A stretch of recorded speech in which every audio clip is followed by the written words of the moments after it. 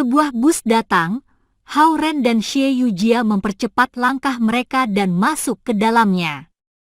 Kau pernah memainkan Juliet sebelumnya? Setelah duduk, dia bertanya pada Xie Yujia.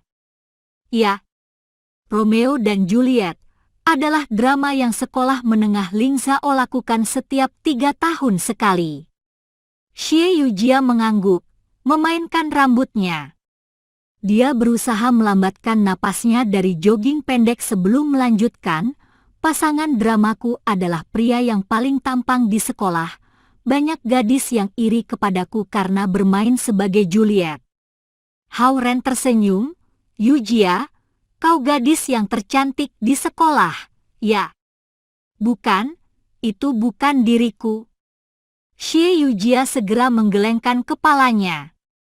Tersipu, Xie Yujia melanjutkan, gambar drama yang aku ikuti masih terpampang di ruang kesenian di sekolah. Aku akan melihatnya nanti. Dia memang ingin melihat gambar Xie Yujia di tengah sekolah. Terakhir kali saat dia ada di kamarnya, dia tidak melihat foto-fotonya memainkan Juliet. Oh, bagaimana kultivasimu akhir-akhir ini? Xie Yujia mengganti topik pembicaraan. Berjalan lancar, Hao Ren menjawab. Karena dia telah membuka 3 bukaan dengan kultivasi petir akhir pekan yang lalu, kekuatan kultivasinya telah bertumbuh. Setelah dia kembali ke sekolah, dia tidak bisa menemukan tempat untuk memanggil petir untuk menempa badannya. Dia harus menyerap esensi 5 elemen dengan cara biasa dan berusaha menyeimbangkan esensi elemen dengan data yang disediakan Lu Linlin dan Lu Lili baginya. Di pagi hari, Hao Ren berlari-lari kecil di sekitar kampus sebelum pergi ke hutan kecil untuk melatih teknik tinju dasar. Setelah kelas, dia akan pergi untuk membimbing Zhao Yanzi di sore hari dan kembali ke asramanya menaiki putih kecil.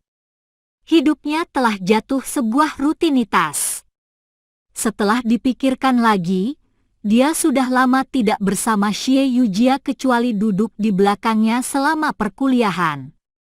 Tidak heran para pria di luar jurusan mereka mulai mengejarnya. Aku mencapai level 3 tingkat pemurnian Qi, dan nenek tua mengajarku bagaimana cara membuat eliksir, kata Xie Yujia. Duduk di bus, mereka membicarakan tentang kultivasi dengan begitu santai seolah-olah mereka membicarakan tentang pekerjaan rumah. Membuat eliksir. Hao Ren penasaran. Ya, catatan kehidupan yang nenek tua ajarkan padaku adalah kemampuan membuat eliksir. Xie Yujia mengangguk.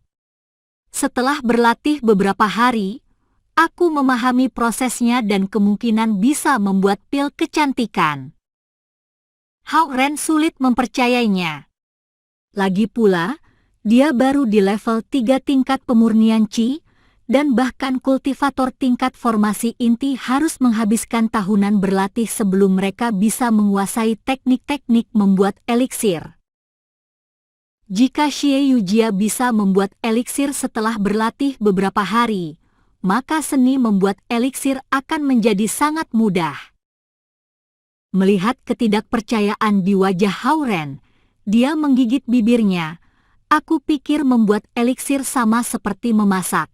Kuncinya terletak pada pengaturan api.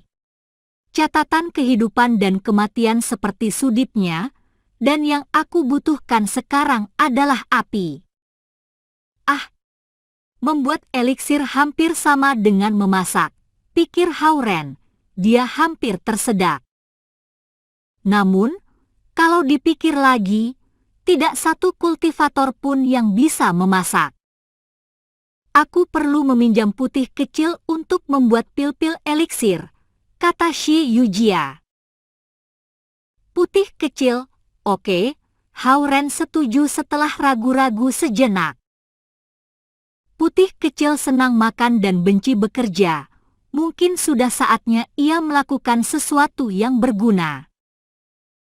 Catatan kehidupan yang nenek tua berikan padaku bisa mengumpulkan esensi, tetapi aku selalu kesulitan menyirkulasikannya. Masalahnya terletak pada titik akupuntur Zhangmen. Apa kau mengalami kesulitan ini saat kau pertama kali melakukan kultivasi? Xie Yujia mengambil kesempatan ini untuk menanyakan pertanyaan dasar tentang kultivasi. Hal-hal yang nenek tua ajarkan terlalu mendalam, dan dia sangat sedikit menerangkan hal yang mendasar.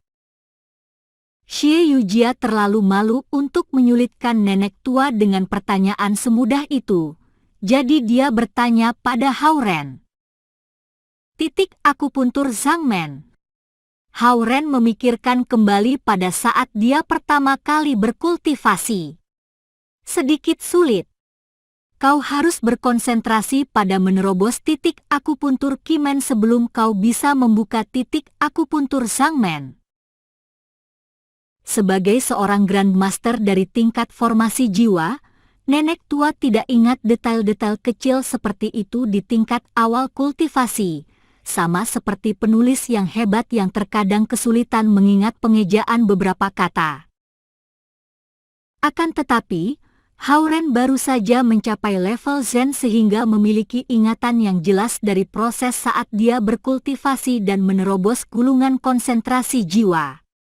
Meski dia tidak tahu teknik kultivasi yang Xie Yujia latih, pemahaman umum dari semua teknik kultivasi dasar adalah membuka titik-titik akupuntur dan meluruskan meridian dengan esensi alam. Level kan setara dengan tingkat pembentukan fondasi, dan proses penerobosan gulungan konsentrasi jiwa setara dengan tingkat pemurnian Qi.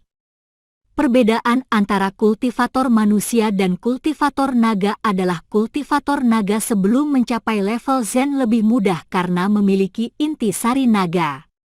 Sementara kultivator manusia membagi tingkat pemurnian Qi ke dalam 10 level, gulungan konsentrasi jiwa dari suku naga hanya memiliki 3 level.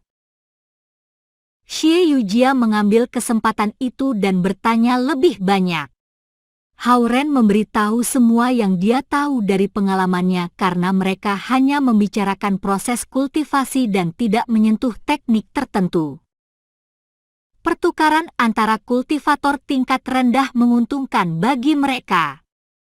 Sebagai satu-satunya murid dari nenek tua, Xie Yujia tidak memiliki teman yang paham, sehingga berbicara pada Hao-Ren sangat menolongnya.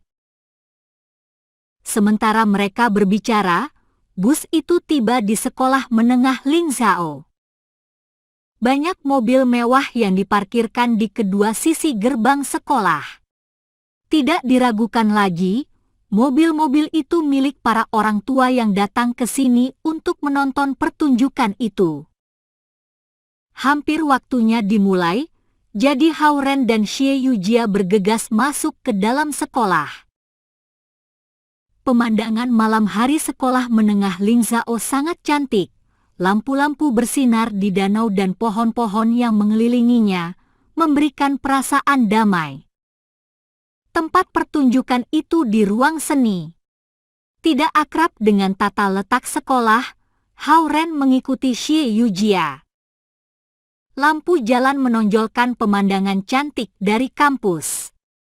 Berjalan di jalan berbatu-batu, mereka merasa kembali ke masa di mana Xie Yujia masih murid sekolah menengah di sekolah menengah Lingzhao.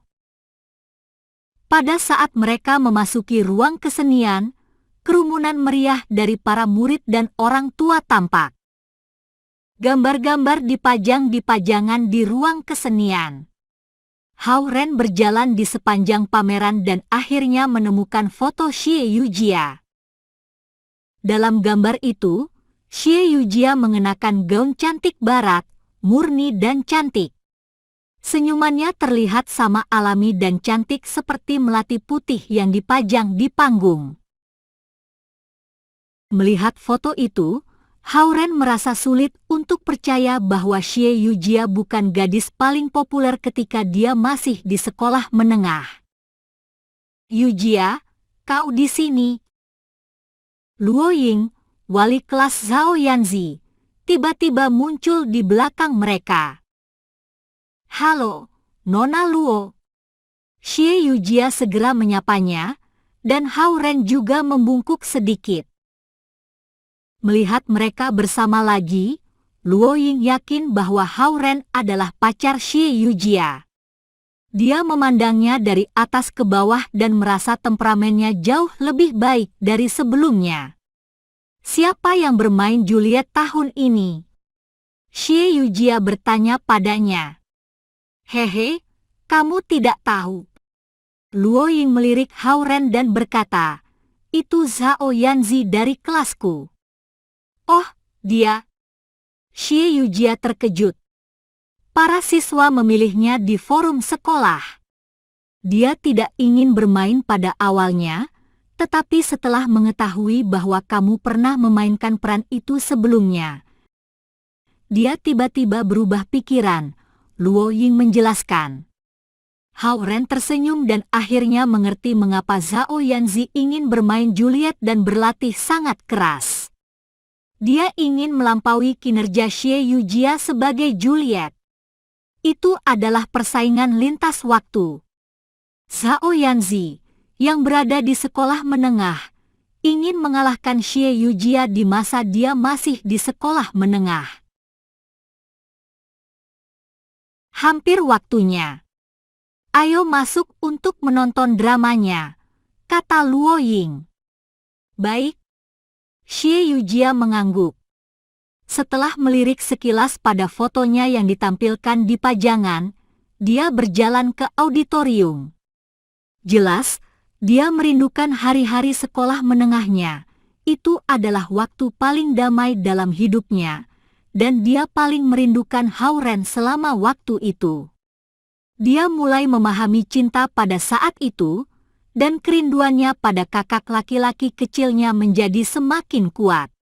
Di auditorium, para murid dan para orang tua semua telah mengambil tempat duduk mereka, dan tempat itu semeriah bioskop 10 menit sebelum film dimulai. Panggung sudah siap, dan para aktor dan aktris berada di belakang panggung melakukan persiapan menit terakhir. Hao Ren tidak melihat Zhao Guang dan Zhao Hongyu. Karena itu, dia hanya bisa duduk dengan Xie Yujia dan Luo Ying di auditorium yang ramai cahaya dan musik semuanya siap. Tempat itu sangat penuh dan berangsur-angsur mulai tenang. Dengan penari balet memasuki panggung, drama dimulai. Hao Ren tidak terbiasa dengan drama barat. Sebaliknya, dia telah menonton opera Beijing di TV bersama nenek dan tahu banyak drama klasik Cina.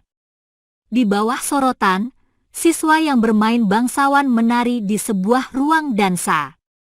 Saat musik memasuki klimaks kecil, Zhao Yanzi, dengan kostum yang memukau, perlahan-lahan berjalan dari sisi kiri panggung ke tengah. Dia mengenakan gaun dan jaket yang dibeli Hao Ren untuknya. Dengan riasan di wajahnya yang cantik, dia mengejutkan semua orang dengan kecantikannya. Cantiknya. Hao Ren mendengar kekaguman dari orang-orang yang duduk di belakangnya. Tidak lama, seorang anak laki-laki dengan pakaian formal berjalan ke panggung dari kiri dengan gelas anggur di tangannya. Hao Ren menatap bocah itu dengan seksama dan menemukan bahwa penampilannya lumayan tetapi sama sekali tidak tampan. Anak yang akan bermain sebagai Romeo adalah Zheng Yitao, seorang siswa kelas 11 dari Departemen Sekolah Menengah yang baru saja dipindahkan ke sekolah kami. Namun, ia bolos sekolah selama beberapa hari dan digantikan oleh bocah ini. Aku mendengar bahwa Zheng Yitao telah keluar. Luo Ying berkata sambil lalu. Hao Ren mendengar percakapan mereka dan akhirnya mengerti mengapa Zhao Yanzi berada dalam suasana hati yang baik ketika dia mengetahui bahwa Zheng Yitao dipenjara di Istana Naga Lautan Timur. Malam ini, bulan terlihat sangat sepi. Zhao Yanzi mendongak dan berbicara di tengah panggung. Dia memiliki mikrofon kecil yang ditempelkan di gaun di lehernya, sehingga suaranya yang jernih menyebar ke setiap sudut auditorium. Dari suaranya, Hao-Ren bisa tahu dia sedikit gugup. Wanita ini terlihat cantik dari belakang. Bocah laki-laki yang memainkan Romeo berjalan menuju Zhao Yanzi sambil bergumam pada dirinya sendiri. Para murid di panggung menari mengelilingi mereka. Sedikit kaku, komentar Luo Ying. Mungkin mereka kurang latihan, kata Xie Yujia. Ya, kelompokmu berlatih paling tidak 1 bulan, dan kau yang paling giat berlatih. Luo Ying menyetujui. Luo Ying mempunyai pendapatnya, tetapi bagi murid-murid dari Departemen Sekolah Menengah dan Departemen Sekolah Tinggi, kecantikan Zhao Yanzi menutupi semua masalah kecil dalam kemampuan aktingnya. Sementara drama itu berjalan, Hao-Ren merasa takjub bahwa si pemalas Zhao Yanzi telah menghafalkan semua kalimatnya. Ketika percakapan di balkon berakhir, gorden ditutup perlahan, menandakan waktu istirahat.